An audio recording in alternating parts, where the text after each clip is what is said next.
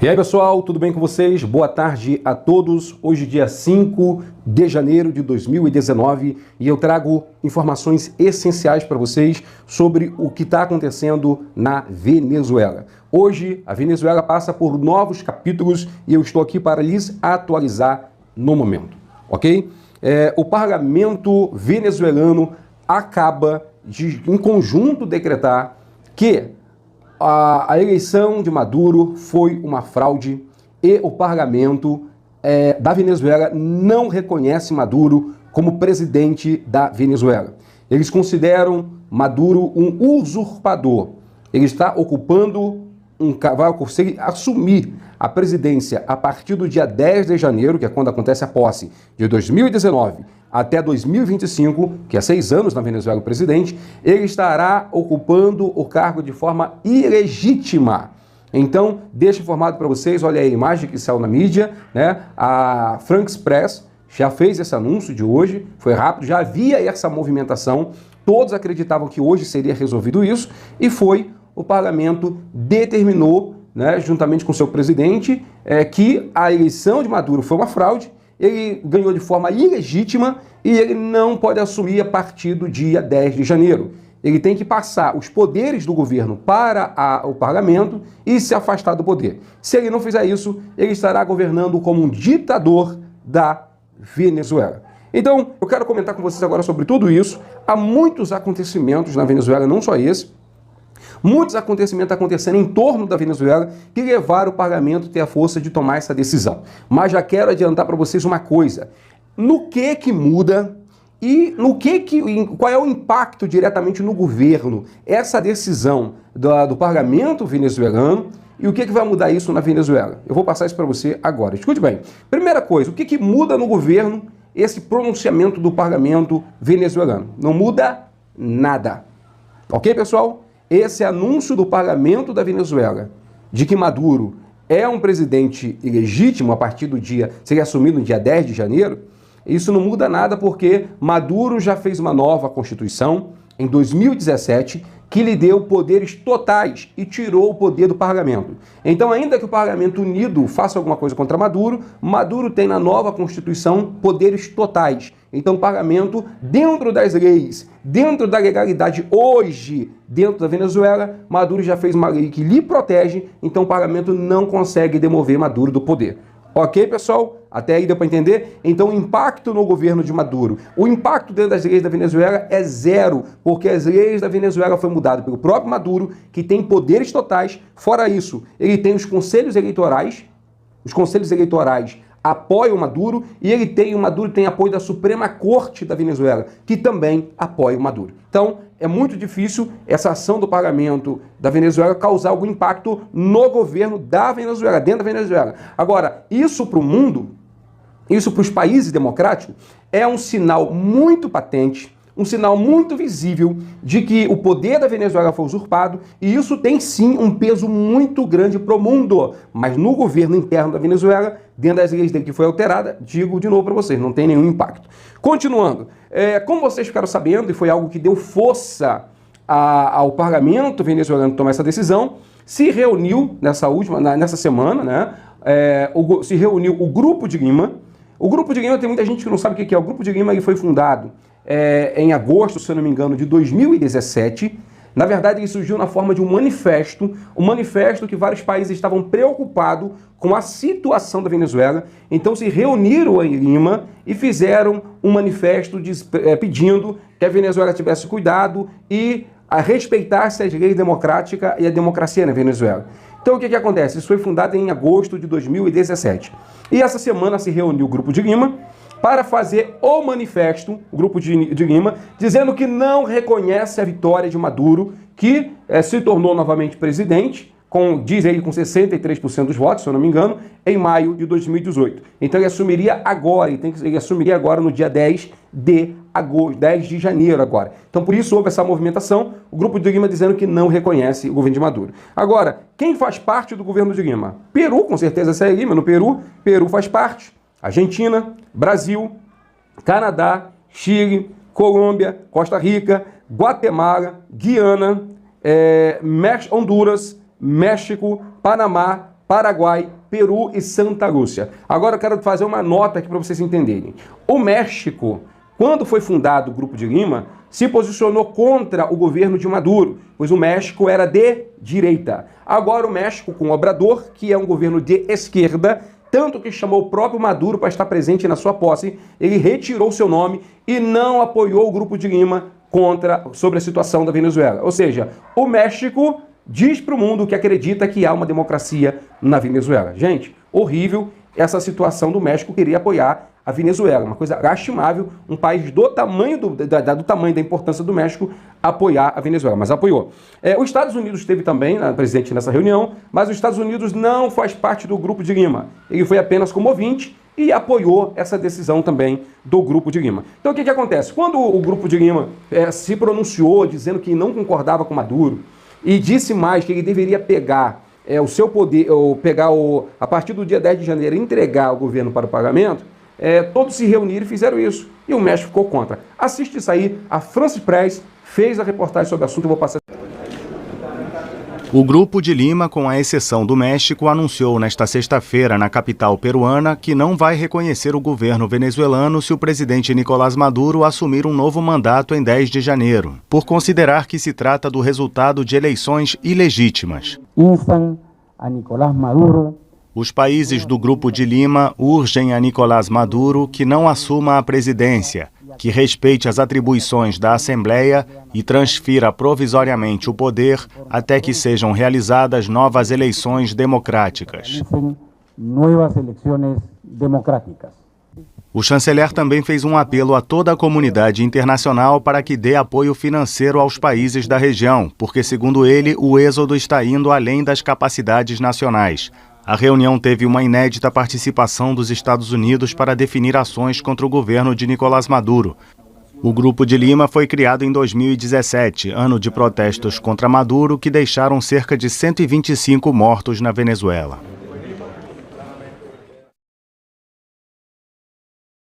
Logo depois que o Grupo de Lima fez esse anúncio, com certeza isso fortaleceu a oposição no México.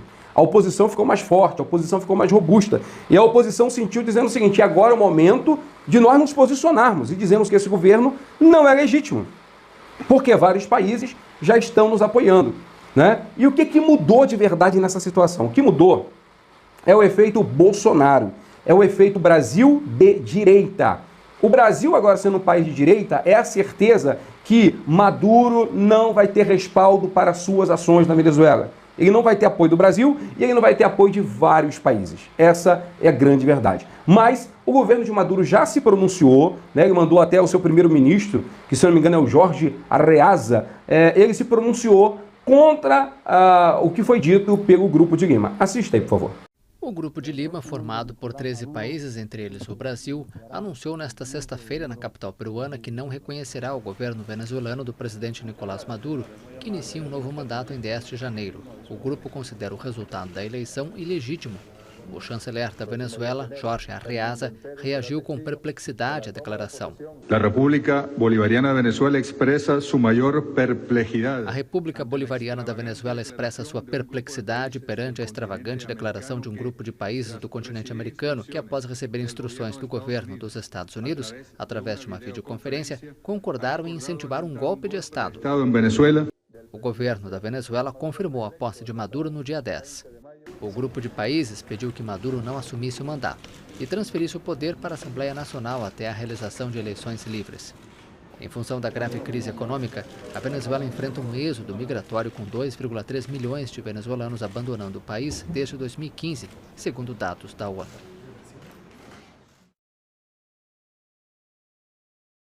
Toda essa movimentação é bom? É bom. O que muda? O que muda é que a oposição na Venezuela se sente mais forte, se sente apoiada internacionalmente, se sente apoiada por vários outros países. Isso que vocês estão vendo são passos, tá? Passos que cada vez mais vão ficar cada vez maiores, até que ou Maduro deixa o poder ou a chapa vai esquentar por lado de Maduro na Venezuela. Então o que é o primeiro passo? Sanções, né?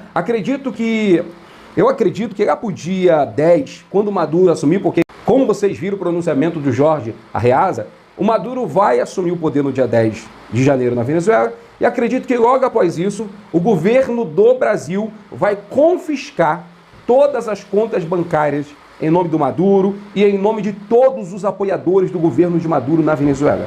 É isso aí, pessoal. Quem for da Venezuela que apoia o governo do Maduro, as contas financeiras serão com certeza confiscadas pelo governo do Brasil, serão confiscadas também pelo governo dos Estados Unidos. E o que vai acontecer? Vão fechar o cerco sobre a Venezuela. O Maduro pode até não querer entregar o poder, mas isso vai forçar a oposição e muitas pessoas que apoiam hoje o Maduro, com certeza vão se virar contra o Maduro na Venezuela a partir dessa pressão internacional. E continuando aqui com vocês, o Maduro deu uma entrevista para o Le Monde, eu acredito que é do Le Monde, porque foi o Ignacio Ramonetti, né? Que, se eu não me engano, ele era do Le Monde, não sei em qual jornal ele está agora, mas ele fez uma entrevista, eu até acompanhei muito bem a entrevista que ele fez com o Maduro. A primeira pergunta dele foi sobre reconhecimento, como que ele encara essa questão dos países e o mundo não reconhecer a sua vitória em maio como presidente. E ele disse que ele respeitou a Constituição, aquela ladainha de sempre, respeitou a Constituição, que ganhou com mais de 63% dos votos, que houve vários partidos que concorreram e ele venceu. O que todo mundo sabe que é uma mentira. E comentou sobre a questão da oposição. Maduro disse que é muito bom, que está indo atrás da oposição, que tem conversado com a oposição para tentar mudar a mente e o pensamento da oposição. E ele disse que é apenas contra aquela oposição que recebe um braço e um apoio dos Estados Unidos. Quando Ignacio Ramonetti comentou sobre a questão da oposição, ele disse que tem conversado com a oposição, que a gente sabe que não. Aí no meu canal tem um vídeo que o título é Como Maduro Trata a Oposição. Eu não vou nem pronunciar aqui para vocês, mas tem vídeo aí no canal, são vídeos que não são monetizados, ok? Porque o YouTube não gosta que essas imagens circulem, mas tem imagens fortes aí no canal provando e mostrando como Maduro trata a oposição. Dá uma olhada, por favor. E continuando aí, fez mais uma pergunta sobre como está a perspectiva para a economia em 2019. E o Maduro comentou que tudo que eles têm passado é uma perseguição, que eles são perseguidos pelo mundo, a mesma história de antes. Ele comentou também que já está acontecendo alguns bloqueios em contas da Venezuela, nos Estados Unidos. Ele sente que tem conta sendo bloqueada. E ele comentou dizendo que tinha dinheiro que seria usado para comprar remédio, que era usado para comprar comida, que foi bloqueado em alguns países. E o que acontece? O Maduro comentou que o foco dele é o petróleo. Ele acredita no crescimento da Venezuela agora com a valorização do petróleo, com a questão do ouro e com a questão do diamante, que se sai muito ouro e muito diamante da Venezuela. E já tem vários editoriais meus aqui provando que estão indo para a Turquia. Maduro está vendendo ouro e diamante para a Turquia. Ele tem uma parceria com o ELN, né, o Exército de Libertação Nacional, que são guerrilheiros da Colômbia. Eles estão extraindo o ouro e extraindo o diamante e está sendo vendido para a Venezuela. E continuando, ele perguntou essa parte aqui que eu quero passar para você. O repórter perguntou para ele como que é a reação internacional, o que ele acha que está acontecendo na América do Sul, como que ele reagia à vitória do Bolsonaro, como ele reagia aos principais governos da América do Sul terem se tornado os governos de direita. E o Ignacio Ramonetti comentou, o México deu uma guinada à esquerda, é o único ponto aí que foi para um governo popular de esquerda. Mas o governo do Macri, o governo do Ivan Duque e o governo de Bolsonaro são de direita. E como você encara? Então eu quero deixar você assistir um pouquinho dessa entrevista y yo estaré comentando. Vamos a abordar cuestiones internacionales, señor presidente. En estos últimos 6 años, duración de su mandato, en varios países de América Latina hemos visto resurgir la derecha neoliberal. En su opinión, este auge de las fuerzas conservadoras, que confirma la reciente victoria de Jair Bolsonaro en Brasil, ¿es una tendencia de fondo de larga duración o se trata de una crisis pasajera? Y por otra parte también, en otro aspecto, recientemente ganó las elecciones en México Andrés Manuel López Obrador, lo cual indica también que hay un retorno de fuerzas populares en América Latina. ¿Cómo lo ve usted también ese segundo aspecto? Bueno, América Latina es un territorio en disputa y a partir de la doctrina Monroe, retomada por la administración estadounidense, ha habido una ofensiva brutal contra los movimientos populares, contra los liderazgos alternativos que enfrentaron y desmontaron el neoliberalismo en América Latina, como el del presidente Lula da Silva, como la expresidenta Cristina en Argentina, entre otros liderazgos. Ha habido una persecución que ha promovido el surgimiento de gobiernos y de liderazgos muy tirados a la derecha, al extremo de la derecha. Ha habido como un ciclo regresivo de las conquistas sociales, de los progresos que se habían obtenido con liderazgo de gran diversidad. Nosotros lo sentimos no solamente en el impacto de esas políticas a los pueblos, procesos de privatización. En Brasil se ha privatizado el petróleo, se ha privatizado los servicios públicos, la electricidad, el agua, han privatizado todo de un día para otro. Y ahora con la llegada del gobierno de extrema derecha neofascista de Bolsonaro, bueno, prácticamente ellos ponen en bandeja de plata al poder de lo que significa el Brasil en Sudamérica, en América Latina, para ponerse al servicio de las políticas de las transnacionales estadounidenses dentro de Brasil y dentro de nuestro continente. Realmente es un proceso de regresión, pero todo proceso de regresión trae en sí las fuerzas internas que lo combaten. Y al lado de eso hay un fortalecimiento de la capacidad de movilización de los movimientos populares, de los movimientos sociales de los barrios, de las ciudades, urbanos, de los movimientos campesinos, de los movimientos estudiantiles, universitarios, de los movimientos de la sexodiversidad. Hay un resurgimiento poderoso que a mí me recuerda a el renacer del poderoso movimiento popular para enfrentar el ALCA, por allá en los años 90. Movimientos de resistencia que no tenían mayor perspectiva de poder político. A los movimientos de resistencia contra el ALCA en los años 90 le dio perspectiva de toma de poder político la victoria bolivariana del comandante Chávez en Venezuela, el proceso constituyente del año 99 en Venezuela, y le dio un aliento especial para que luego vinieran los gobiernos populares en Brasil de Lula, Néstor Kirchner en Argentina, de Fernando Lugo en Paraguay, del Frente Amplio en Uruguay, de Rafael Correa en Ecuador, de Evo Morales en Bolivia, del Frente Sandinista, del comandante Daniel Ortega en Nicaragua, del Caribe, ese, digamos, resplandecer de fuerzas populares que permitieron que América Latina y el Caribe ocupara, empezando este siglo XXI, un papel preponderante en el escenario geopolítico mundial. Hoy estamos en una situación compleja, difícil. Lo que sí te puedo decir es que los proyectos que enarbola la derecha son inviables. Iván Duque en Colombia es inviable. En 90 días cumplió un récord mundial, récord Guinness. Pasó del 80% de apoyo al 80% de repudio, con el pueblo colombiano en las calles pidiendo que se vaya. Una cosa increíble.